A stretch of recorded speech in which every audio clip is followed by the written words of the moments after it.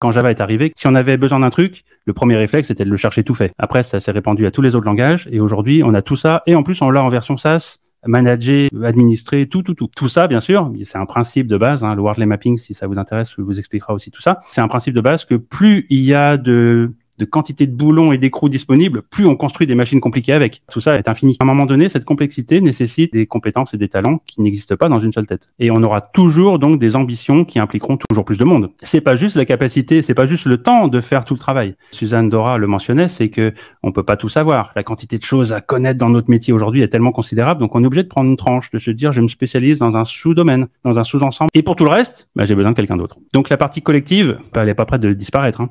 Donc aujourd'hui, par exemple, si tu me demandais comment je me définis comme rôle, je dirais architecte socio-technique, parce que la technicité dont j'ai besoin pour être juste, c'est un mélange de technique, bien sûr, domaine driven design, l'architecture distribuée, codée, mais aussi social, des groupes de personnes qui essayent de collaborer efficacement en passant pas trop de temps en réunion.